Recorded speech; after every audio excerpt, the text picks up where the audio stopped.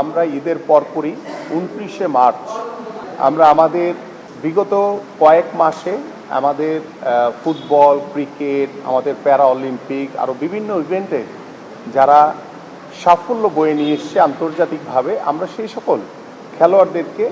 সম্মাননা প্রদান করতে যাচ্ছি এবং সেটি আমাদের মাননীয় প্রধানমন্ত্রীর উপস্থিতিতে তিনি এই সম্মাননাটুকু আমাদের সকল ক্রীড়াবিদদের হাতে তুলে দিবেন। পাশাপাশি আপনারা সকলেই জানেন যে আমরা খেলাধুলাকে পেশা হিসেবে প্রতিষ্ঠিত করার জন্য যে পরিকল্পনাগুলো আমরা হাতে নিয়েছি, আমরা আমাদের জাতীয় ক্রীড়াবিদ যারা রয়েছে আমরা মোটামুটি 500 জনের একটি তালিকা করে প্রাথমিক পর্যায়ে আমরা তাদেরকে বেতন কাঠামোর ভিতরে অন্তর্ভুক্ত করতে যাচ্ছি এবং সেই চিন্তা থেকে আমরা চেষ্টা করছি যে আমরা 29শে মার্চেই আমরা আমাদের যে 164 জন খেলোয়াড়কে আমরা যে সম্মাননা প্রদান করা হবে তাদেরকে প্রাথমিক পর্যায়ে আমরা বেতন কাঠামোর আওতায় সেই খেলোয়াড়দেরকে আমরা অন্তর্ভুক্ত করতে যাচ্ছি।